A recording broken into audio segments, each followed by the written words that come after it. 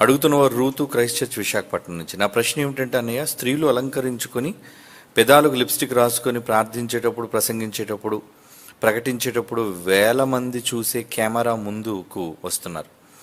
తనను చూసిన స్త్రీలు చాలా బాగుంది అని స్త్రీనే మోహిస్తుంటే మరి సంఘంలోని యవనస్తులైన పురుషులు మనసులో ఎలాంటి భావన ఉంటుంది? అలంకరించుకునే స్త్రీలలో అణకువ, దీనత్వం, తగ్గింపు స్వభావం చూడగలమంటారా అన్నయ్య?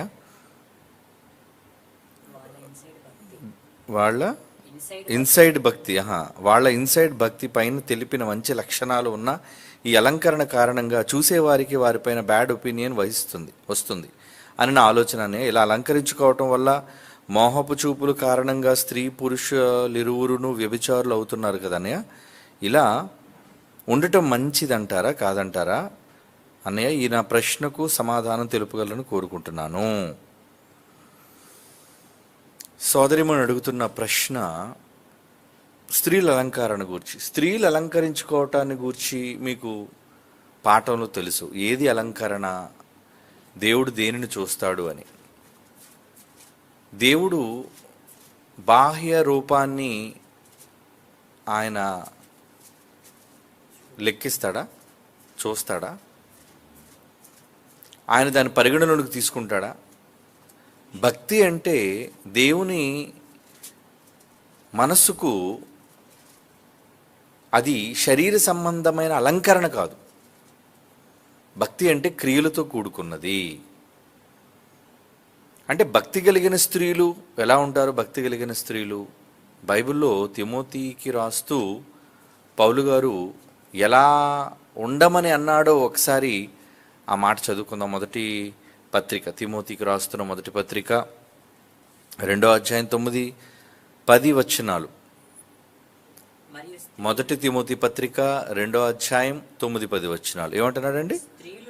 స్త్రీలను అణకువ, స్వస్థబుద్ధియు గలవారయుండి తగుమాత్రపు వస్త్రముల చేతనే గాని జడలు, బంగారం, ముత్యములు, ఖరీదైన బట్టలు అలంకరించుకొనక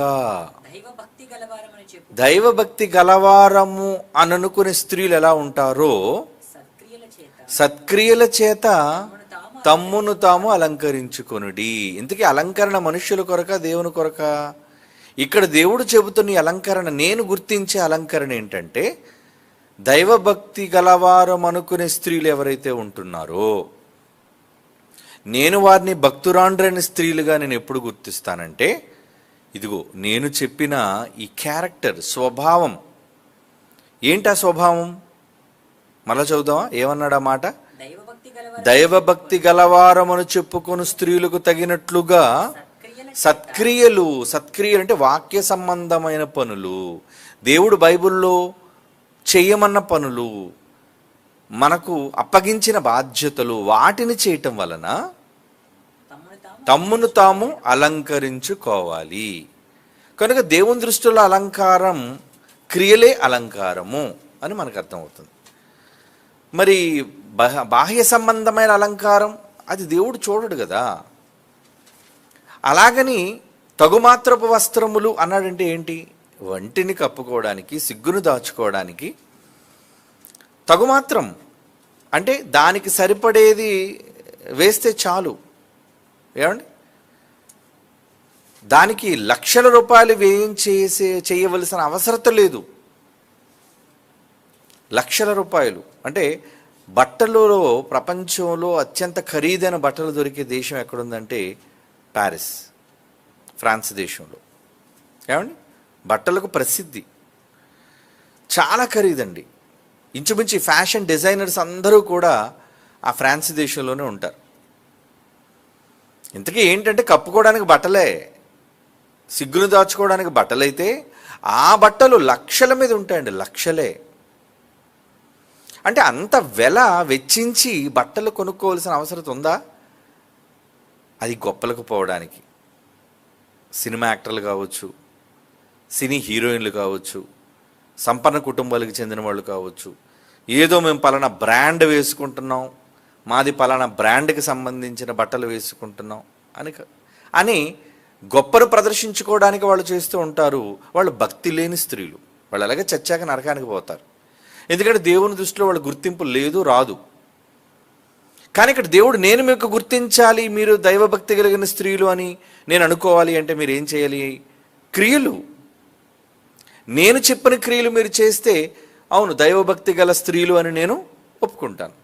మరి అలాంటిది లేకుండా ఇదిగోండి ఇప్పుడు పైన చెప్పినట్లుగా వేల మంది చూస్తున్నారు కాబట్టి చాలామంది అలంకరించుకోవటం తప్పని మెడలోనికి ఏమీ వేసుకోరు, చెవులకి ఏమీ పెట్టుకోరు. ఏమనంటే అలంకారం దేవుడు నిషిద్ధం చేశాడండి అని. అలాగైతే వస్త్రాలు కూడా అలంకరణే. మరి నువ్వు కట్టే బట్టలు ఏమండి, నువ్వు ధరించే ఏమంటారు దాని బ్లౌజ్ డిజైన్లు, ఇవన్నీ ఎంత ఖరీదైనవి? సాధారణమైనవా? ఏమండి తక్కువ ఖరీదుకి చెందినవా అంటే కాదు. అవి కూడా చాలా వెలగలిగినవి. అలాంటప్పుడు ప్రజలకు ఏం భక్తిని మీరు నేర్పిస్తున్నారు అంటే కేవలం ప్రసంగించటం మాత్రమే కాదు. భక్తి మర్యాదలు గల స్త్రీలు ప్రసంగించటం కాదు, వాళ్ళ క్రియల చేత చెప్పాలి. నిజానికి వాళ్ళు చెప్పేది ఏముంది చెప్పండి? వాళ్ళు చెప్పేది ఏముంది? వాళ్ళు చెప్పేదానికన్నా వాళ్ళు చేసే పనే గొప్పది. అలంకరణ, సత్క్రియల ద్వారా అలంకరించుకొని ఆ క్రియలను చేయటమే దేవుడు మెచ్చేది.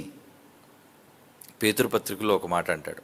మొదటి పేతురుపత్రికలోని 3వ అధ్యాయం 3వ వచనాన్ని మనం చూడగలిగితే, మొదటి పేతురుపత్రిక 3వ అధ్యాయం 3వ వచనం ఏమంటున్నాడు?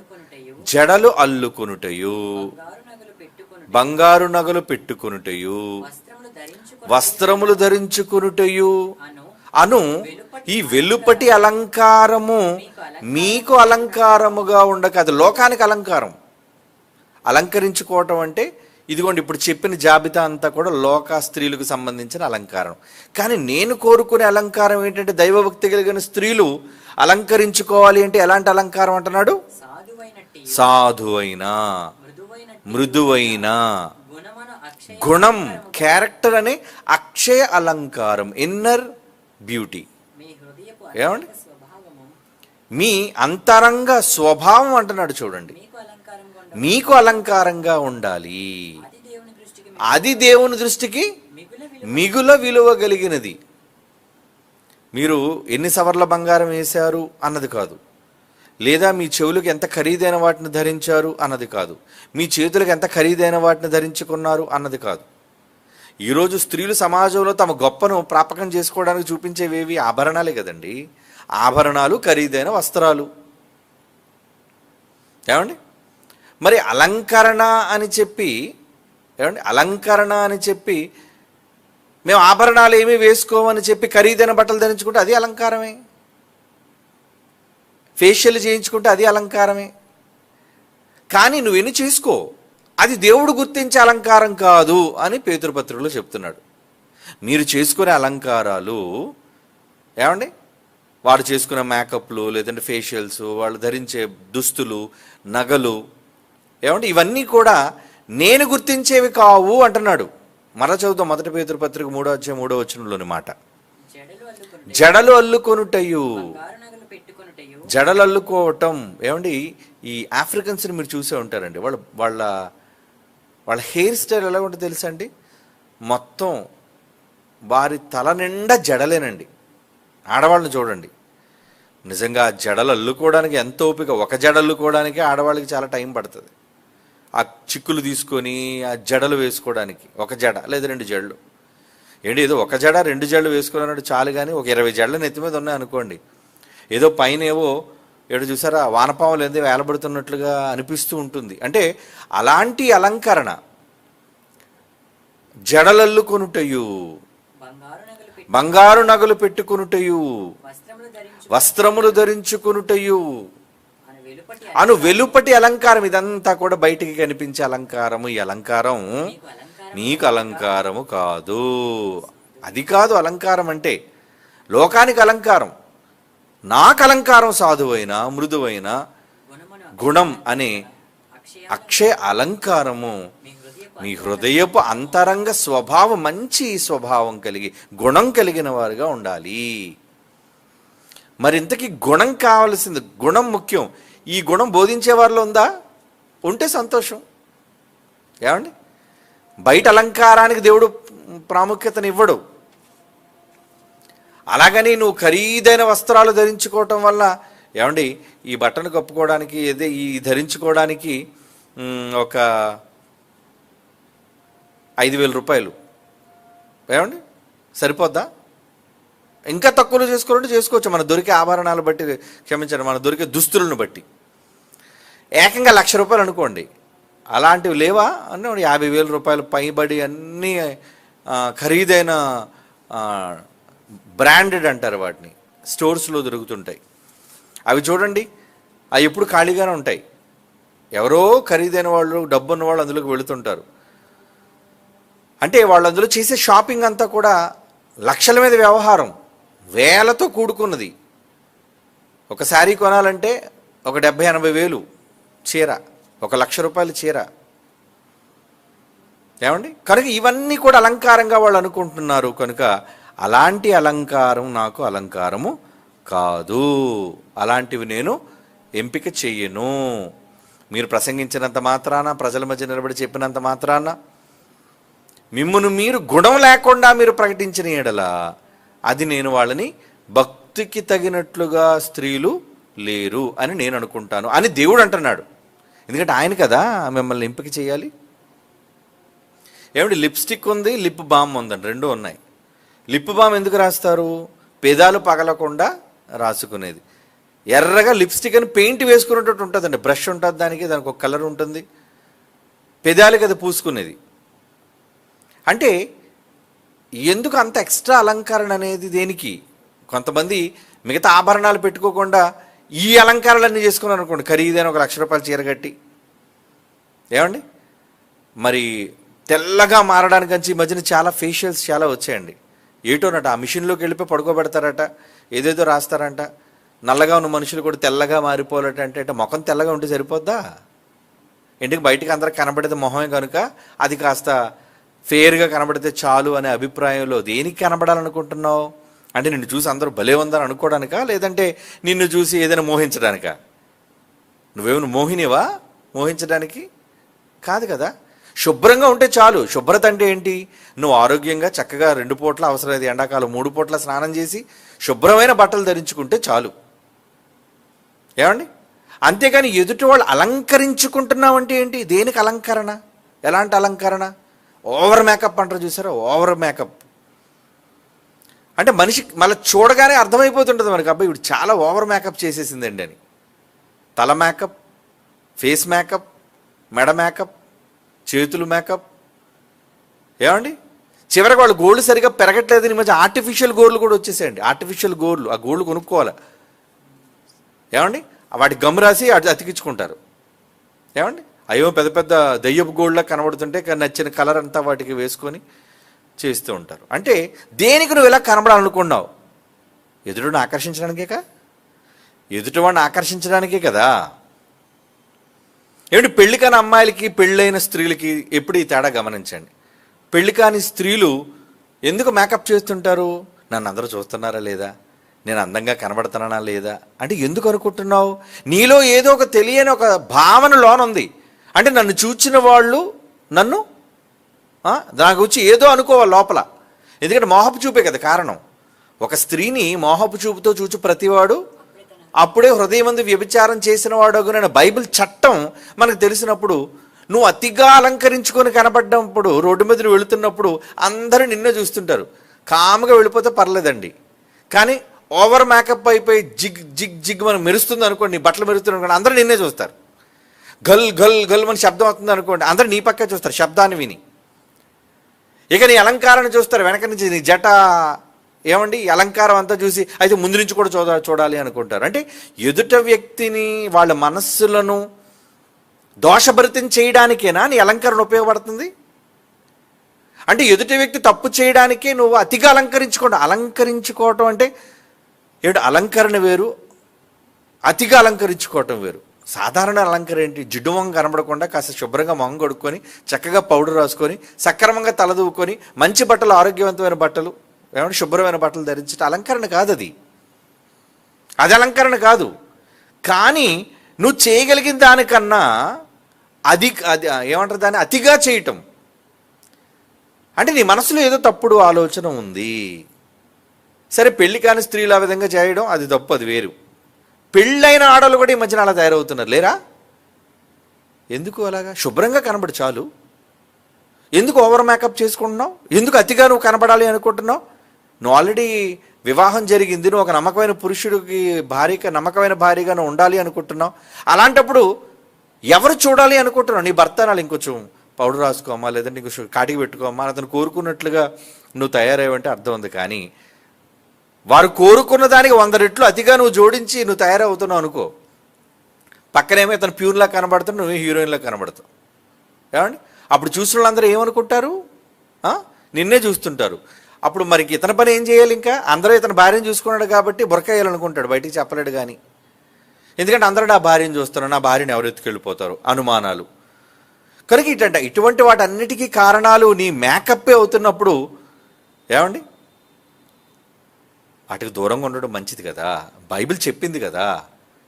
ఏడు మొహం మీద మొటిములు వస్తున్నాయి కాబట్టి మొటిములు కప్పుకోవడానికి అంటే ఓకే, దానికి సంబంధించి క్రీమ్ రాసుకుంటావు కదా, రాసుకో. లేదంటే న్యాచురల్ వైద్యం ఉంది. ఏమని? ఇదిగో ఆకులో, పళ్ళలో వాటికి సంబంధించిన ఏంటో రాసుకోవటం వల్ల నీ మొహం మీద ఉన్న బ్లాక్ హెడ్స్, లేదా నీ మొహం మీద ఉన్న మొటిములో, నీ మొహం మీద ఉన్న గోతులో ఏవో మొత్తానికి పూడ్చుకోవడానికి ఏదైనా చేస్తున్నావు, ఓకే, ఆరోగ్యంగా కనబడడానికి అంతవరకు సరిపోతుంది. కానీ అంతకు మించి నువ్వు వేరే స్థాయికి వెళ్ళిపోవటం వల్ల అవి ఎన్నో అనర్థాలకు దారితీస్తుంది. కాబట్టి తల్లులారా, చెల్లులారా, అక్కలారా, అమ్మలారా, దేవుడు ఏం కోరుకుంటున్నాడంటే చక్కగా ఉండండి అమ్మా, ముఖ్యంగా గుణం మంచిదిగా ఉండండి అమ్మా. ఈ మధ్యన అందరూ కూడా బయట అలంకారాన్ని చూసి మోసపోయేవాళ్ళే. గుణాన్ని ఎవరండి చూస్తున్నారు ఈరోజు? అమ్మాయి చూడగానే అందంగా ఉందా లేదా అనే కదా వీడు మెళ్ళో తాళి కడుతున్నాడు. తర్వాత కదా తెలుస్తుంది మహంకాళి, గయ్యాలి, ఏదేదో పేర్లు పెడతావు. ఏమండి? నేను ఇబ్బంది పెడుతుంది, నేను చచ్చిపోవాలనుకుంటున్నాను, బతకడానికి ఇష్టం లేదు. మరి ఇవన్నీ ముందెందుకు నువ్వు చూడలేదు అంటే నీ గుణం పట్టించుకోలేదు నువ్వు కూడా. లోకం కూడా ఎలా తయారైపోయిందంటే అమ్మాయి అందంగా కనబడుతుందా లేదా, ఇటువంటి తప్పుడు భావనలో సమాజం ఉండటం వల్లే కుటుంబాలు విచ్ఛిన్నం అయిపోతున్నాయి ఈరోజు సమాజంలో. కనుక అంత స్థాయికి మనం తీసుకుని వెళ్లకుండా దైవభక్తి గలవారు అనుకునే స్త్రీలు ఎలా ఉండాలో బైబిల్ చెప్పింది. కనుక అనవసరంగా నీ యొక్క అలంకరణ ఎదుటి వాళ్ళని టెంప్ట్ చేసే విధంగా, శోధించే విధంగా, పాడు చేసే విధంగా ఉండకుండా ఏమండి అదే చాలాసార్లు డైరెక్టర్ గారు చెప్తుంటారు, అమ్మా ఎక్కువగా నీ వీపు కనబడినవద్దు, శుభ్రంగా నువ్వు కప్పుకో, శుభ్రంగా ఆరోగ్యవంతంగా దుస్తులు ధరించు, ఎదుటి వాళ్ళకి అవకాశం ఇచ్చే విధంగా నువ్వు కనబడొద్దు. అంటే ఏంటి? స్కిన్ టైట్ బట్టలు వేసుకోవడం. ఏమండి? నీ ఫిజిక్ని బయట వాళ్ళకి చూపించేటట్లుగా నీ అలంకరణ ఉండకూడదు. అవసరమైతే దాన్ని దాచుకొని ఏమండి గౌరవప్రదంగా కనబడేటట్టుగా ఉండాలి. కొంతమంది స్త్రీలను చూడండి, చాలామంది మన భారతదేశంలో కూడా అండి హైందవ సాంప్రదాయాలు కలిగిన స్త్రీలు ఇంటిలో వాళ్ళు కట్టు బొట్టు చాలా గౌరవప్రదంగా కనబడతారు. అంటే వాళ్ళు చూడగానే ఒక భావన ఏం కలుగుతుంది అంటే చాలా గౌరవప్రదమైన స్త్రీ అండి, చాలా మర్యాద కలిగిన స్త్రీ అండి, గౌరవించాలి అనే భావన కలుగుతుంది పెద్ద తరహాలో. కొంతమందిని చూడగానే వాళ్ళు కాటుకలు, ఏమంటే వాళ్ళ అలంకారం, ఇంకా వాళ్ళ మేకప్లు, వాళ్ళ చీక్ పౌడర్లు, అంటే ఏదంటే ఇవన్నీ ఎర్రగా కనబడాలని ఇలా రకరకాలుగా ఓవర్ మేకప్ చేయటం వల్ల ఏమనుకుంటారు, ఈవిడ ఎంతగా కనబడుతుందంటే ఈవిడ మనసులో ఏదో ఉందన్నమాట. కనుక నేను ఎందుకు ప్రయత్నం చేసి చూడకూడదని చిన్నవాడు మొదలుకొని పెద్దవాడు వరకు నువ్వు పెళ్ళైన దానివా పెళ్లి కాని దానివా ఇవేవి ఆలోచించకుండా వాళ్ళు నీ వెనక పడ్డానికి, వాళ్ళ ప్రయత్నాలు వాళ్ళు చేయడానికి నువ్వు అవకాశం ఇస్తున్నావు.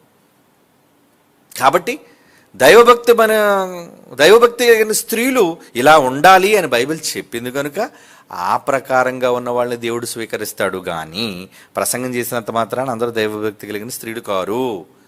క్యారెక్టర్ లేకుండా, దేవుని పనులు చేయకుండా, ఏమండి అంతరంగ గుణాలు లేకుండా ఏ స్త్రీ ఉన్నా ఆమె దైవభక్తి కలిగిన స్త్రీ అయితే ఖచ్చితంగా కాదు.